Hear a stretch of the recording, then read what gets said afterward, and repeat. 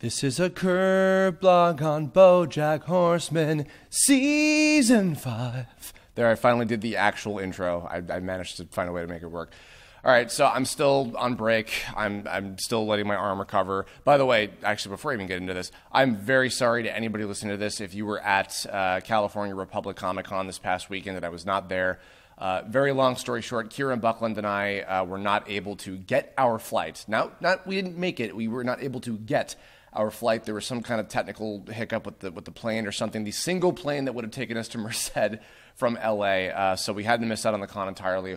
I'm really sorry about that. Both of us are. It was no fault of the airline or the convention staff or anything. It was just an unfortunate circumstance. We're really sad about it. We would love to come back next year. Sorry, oops to anybody that came out to see us, but nonetheless, so I'm getting back into some recording work this week. Still on break with my arm and everything. It's getting better. I think I'm going to be back to streaming maybe next week when I get back from AWA. We'll see. I am still, of course, going to Anime Week in Atlanta this weekend. And while I'm gone, I wanted to just leave a little something behind this week. I still wanted to do something, and I didn't want to make another like ad or whatever, because who gives a shit. So I watched Bojack Horseman Season 5. Amy and I did that thing you're not supposed to do where a new Bojack Horseman season came out. Time to binge the entire thing in one sitting because I was so bummed out from not being able to go to the con on Saturday that I went back home after a failed attempt, and then Amy and I were just like, dude, let's just watch the whole season of Bojack. So we did. So I'm just going to kind of go through the 12, 13 episodes, whatever it is, and just kind of give my thoughts on each one. Starting with the light bulb scene, the first episode. This was, it's always funny. I do really love the fact that the show takes place in real time in a way, and they always set it up in a method that it's been so long, but it still feels like you're just kind of jumping right back into the lives of these characters and everything. So having this TV show that was picked up and everything, introducing a couple new characters, obviously the director guy, who, by the way, I was looking up who some of the special guest stars were in this one.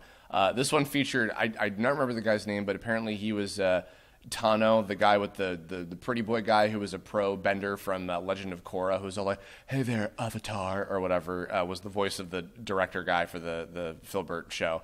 And also the Gina character, I felt kind of weird because I was like, wait, was she in the show before? I had forgotten if she was previously introduced or not.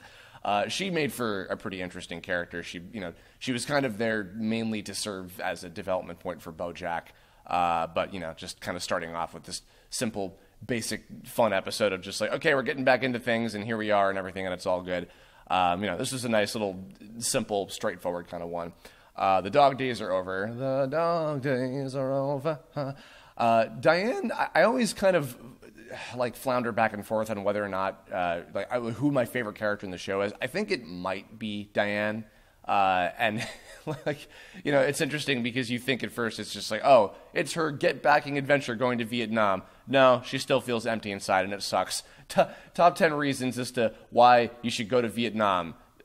Even though you're depressed and it has nothing to do with fixing anything, you're just going to Vietnam to get away from it all, and you still feel the exact same when you get back. Diane was this was a good spotlight episode for her, I would say, and also of course we had the introduction of Pickles, who was adorable and was a quick favorite character of mine. I liked her a lot. Much like with the other elements of just kind of throwing you back in. I loved that they were just yep, okay, we're not going to draw this out. They're having their divorce. They're getting out of it. It sucks for both of them. They don't know how to deal with it. That was nice. This show really is good at skipping the bullshit, I would say.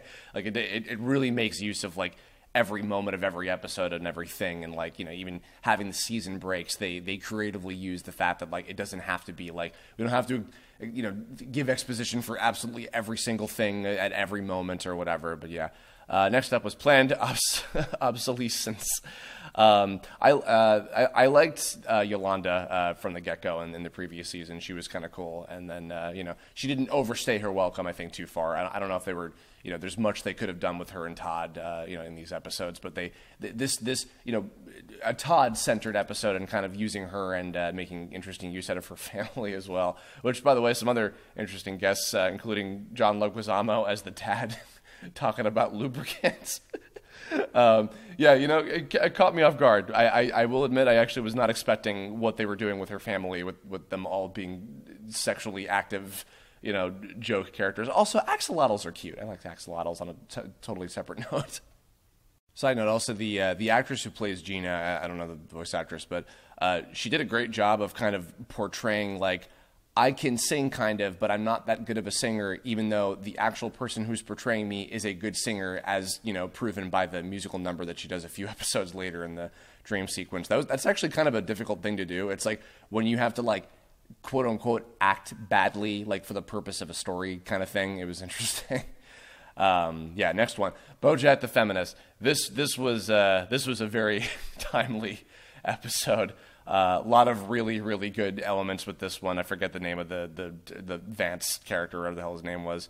And also the B plot of the Mr. Peanut Butter thing was just a cute little fun, whatever with that, was just his, like, trying to be tough and all that. But yeah, the usage of the Vance character and everything, and, like, that was a really good way of kind of, like, showing, I guess, the hypocrisy from all sides about, like, when this kind of shit happens with, like, celebrity controversies and all that. It was really funny. Like, it was a good commentary, but also, like, all the actual gags that happened with it, and, like, everything that Bojack was doing and how he was handling it, and like the selfishness and the bullshit and the just everything. It was a really solid, and also, of course, the ending of it. The ending was convincing me. Like, I remember, like, predicting. I was telling Amy, I was like, okay, I bet what's gonna happen is they're gonna, like, somehow it's gonna come out what happened or whatever. Like, the recording that he was talking to I completely forgot about his, like, one night stand with the manatee reporter girl or what the hell ever. And, like, I thought, okay, it's gonna get out somehow, and then, like, Penny is gonna cut to Penny at college or whatever. In fact, I think even later during the Hollyhock episode, Amy pointed out maybe, like, oh, maybe she, like, goes to the same school as Penny or whatever. That ended up not even using her as a character. Instead, we got fucking Charlotte's husband little cameo, which I think was actually kind of a good usage of that instead. I was so sure, like, oh, they're gonna cut to Penny, and, like, she's gonna have a friend who, like, will be like, oh, we should expose him, and we should tell the world that it was you or whatever, so he can get his just desserts, and we can take him down or whatever. I was expecting them to go further with it, but I was kind of pleasantly surprised that I did not guess the plot correctly, because, it's better to be surprised. Nonetheless, next up, the Amelia Earhart story. Princess Carolyn getting another of her own episode, but with kind of cutting back and forth between these two timelines. Little teenage Southern accented Princess Carolyn was adorable. And I don't know who played her mom. She was excellent. Just that whole good use of backstory for her. That it's still, tragic, and everything that happens with her is such a bummer and shit. It's like, oh God, why does this always happen? God damn it. Even Sadie, like, just for her little quick appearance, like, she was pretty likable, and the whole deal with these characters and everything. I don't know. It's funny. We were even thinking about, like, maybe is the mouse boyfriend guy, is he going to come back? And lo and behold, he did, which was fun. This was the nice one. Followed by Free Churro, the most bizarre episode of the whole thing. I think it took me by, like, minute 2 to realize, oh, this is the whole episode. This is literally going to be the entire episode. Which, I don't know. I beg to wonder about how much of it maybe, like, was improv'd by Will Arnett, or, because obviously he's also serving as, like, a producer on the show as well. If, like, this I feel like this is one that was, like, would have been, like, maybe the most massively collaborative. It was like, let's just let Will just, like, tirade on as Bojack, and just have all these, like, just straight gags, like, really limited kind of episode. Actually, it's kind of it's almost like the anti clip show, which typically are just like, okay, we got to buy some time for a week, so we'll do a low budget episode that's just a clip show or whatever. It's like, here's a, like, arguably quote unquote low budget episode, because it's only using a certain number of different shots and angles and set pieces or whatever. And they did something extremely creative with it, which was awesome. Speaking of creativity, Int Sub with the therapist and the business manager or whatever. See, this is just one of those things where it's like, you only get the full scope and comedy of this episode if you really know these characters, and like, exactly right away who each of them are supposed to be. And literally, I remember, like, I was dying laughing when, like, in the intro, when she said, this is about Bobo the zebra or whatever, and then I was like, it's going to be a zebra in the intro. He's going to be a zebra. And then just 2 seconds later, fucking he's a zebra. And then do the whole intro with him. It's like, Bobo the zebra is the fucking logo. And I'm just like, this is the best show ever made, I swear to God. All right, next up, Mr. Peanut Butter's Booze. This one was brilliant.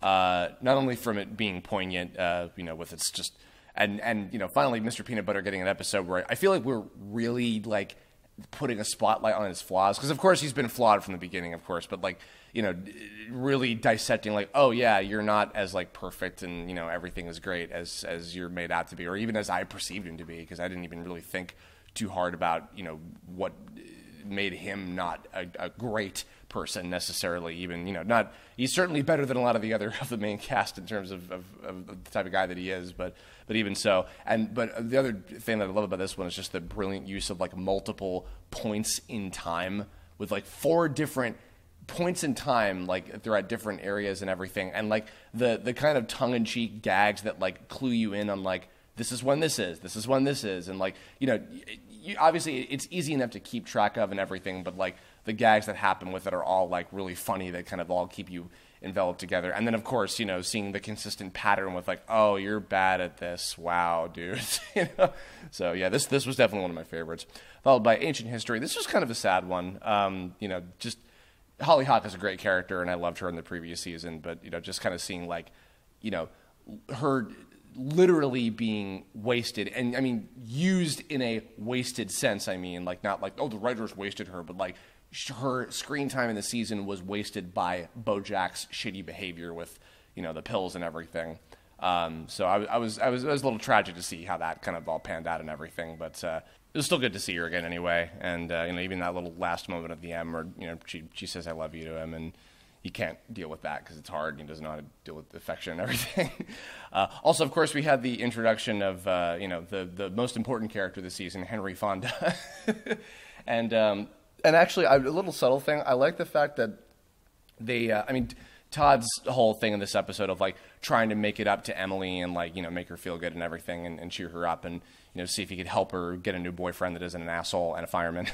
The fact that at the end of that, she's like, oh man, like I hear that there's, asexual people that sometimes do have sex, and he just goes, like still acknowledging like, yeah, no, I'm still not going to do that. And even though like probably most like generic male listeners of the show will be like, no man, like get with her, she wants you, and like, oh, I want that, I want to see that or whatever. It's like, no, the fact that like he still was like, no, I still don't want that, and I'm not going to compromise just because that's what you want. Like, I really like that. It was very subtle, but I thought it was a good kind of like staying true to who Todd was, and not just like kind of caving for the sake of like, oh, whatever, like just to give Emily this moment or the viewers this moment because it's easy shipping kind of stuff or whatever. I don't know. That's not even the type of shit that probably even occurs to the people making this show.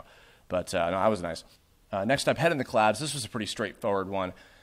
good gags. The whole thing with the two like the setup and punchline guy, the comedians or whatever. That was a fun little thing thrown in there. Only real thing majorly to say about this one, it's from my recollection, was the ending was fucking heart pounding with just everything with him and Diane, and and finally like everything with the incident with Charlotte's family finally being spoken about. That was nerve wracking for me, because like just having that whole thing like always constantly looming over him is like one of the biggest issues that is maintaining and always in the back of his mind, and finally like somebody else outside of the characters involved in the situation knowing about it, discounting the manatee girl or whatever, like and even just the like, I'm glad it didn't like escalate to something further, because that would have been upsetting, but like the whole just him going after Diane and her being like, just stop, you're hurting me, like leave me alone or whatever. And thankfully it still was turned out okay in the end, of course, when we get into the final couple episodes. But and then the showstopper. Oh, okay, so it's funny because Amy described like, no, episode 11 is always the one where shit gets crazy, and shit did get crazy. It was, oh man, it was bizarre because I immediately could tell what the whole premise was, and it was a perfect setup with the whole like, oh yeah, this set seems to always look exactly like Bojack's house by total coincidence or whatever, and having the kind of gimmick of the episode. I mean, I put quotation marks around that. The gimmick of the episode being that like the show and his life are like blending together, and he doesn't know how to deal with either. And then they, cross over in a way that literally hurts someone very bad, almost kills someone. Was insane. For the majority of the episode, it didn't seem like, oh, this is the crazy off the rails, holy shit one. And then like I think kind of a little bit past the halfway point, I was like, oh boy, oh no. And but it didn't even seem like, oh, something bad's gonna happen. It's just like, shit's crazy. Okay, where is this going? But yeah, even the signs like the stairway to whatever the hell was going on up there, and the musical number that is broken out into. It was, and all that, like, I didn't even, it didn't throw me off. It didn't be like, oh man, something like really, really bad's going to happen. Oh, holy shit, or whatever. And then it's literally not until that last moment where it's like, oh God, oh no. And as always, the one use of the word fuck in every season, marvelously and just kind of like so naturally tossed out there with what the fuck is wrong with you and everything. It's like, ooh, baby boy, wow, okay. Yeah, so, and then finally the stop show. Clever pun of episode names in there. Yeah, so this was a good finale. This was a really, really overall uplifting finale. Not just because of the end, but also just because of like how everybody was kind of, well, mostly everybody was kind of like, I'm beginning to do something that's going to take my life in a positive direction, between pretty much with the exception of really Mr. Peanut Butter, who, even though he's taking his life in a quote unquote positive direction with, the fourth marriage proposal, it's still with good intention, I guess, but it's not a good idea. Nonetheless, with everybody else, it seems like, okay, we're all taking steps to do something that is going to benefit us. I cannot wait to see, Untitled Princess Carolyn Project 2019 or 2020, whatever the fuck. I don't know if they haven't even confirmed that they're doing another season of Bojack yet. But, and even honestly, I want more, but this could even be a pretty solid finale. I actually, the thing I liked the most was the fact that, obviously him going to rehab, but the fact that Gina was like, hey, like, I'm not going to let your selfishness, which, Bojack's selfishness is like, I want to set things right. I want to, tell the truth or whatever, and I want to be punished for the bad thing that I've done, etc., which, has a sense of nobility to it, but she's like, no, because that is selfish and it's going to ruin what I have. This is the least that you can do to make this up to me. And then even with like the like after this, I'll be civil to you on set, but then I never want to think about you again. I don't want to see you again. I'm just like, you know what? I would take that if I were in that position and be like, nope, that's the best I can ask for, and you live with that for the rest of your life and fucking wish her well, etc. I'm curious to see what else they'll do with Gina and if they do the following season. But yeah, no, good use of everything. And then of course I think that final moment with Diane and Bojack of just like going to the rehab center and everything. I think that was probably one of the most uplifting season finales that the show's had, and that's certainly saying something because they usually don't tend to be very happy. So yeah, that's it. That's pretty much everything I have to say. All kind of a blur. I wanted to actually do it like immediately after I watched everything, but I didn't have the time. I was a little preoccupied and still just trying to deal with this whole injury with the hand and everything. But yeah, that's it. Hope you like it. Obviously, hope I didn't spoiler, but I assumed you knew that this was going to be full of spoilers, so you didn't listen to it. I hope I didn't ruin it for you, so I don't know why you listened to this, but anyway. All right, I'm going to be at Anime Weekend Atlanta this weekend. A whole bunch of folks. It's going to be fun. I got a bunch of panels. I will tweet my schedule for it shortly before the con begins, in case you want to catch where I'm going to be. I've got a really, really cool announcement that I've got over the weekend that I can't go into too much detail about, but it's going to be really, really awesome. And otherwise, I'm going to see about if I will be back in condition to, and if actually at the time that this is going up, shortly after, I'll be going to a doctor's appointment to see what the hell's going on with my hand and if I have to wait much longer or whatever's going to happen with it. But yeah, I will see about if next week I will be in working condition to be able to stream again. I can't guarantee 100% for sure. I might have to wait until October. I don't know yet, but I really want to get back to work on these backer characters and everything. Thank you guys so much for being so patient. Sorry I haven't had any comment letters or whatever to write back with or whatever, or to answer in the mailbag section or whatever. But hey, leave some comments. Maybe I'll try to get to some whenever I get the chance next, and I'll go into some of those. But yeah, that'll do it. So thanks for listening. Let me know your favorite moments, character developments, episodes from BoJack Season 5 if you watched it, which I'm assuming you did if you made it this far. And let's hope that BoJack Season 6 will happen. So that's it. Thanks for this little quick one. I'll catch you all later, and bye.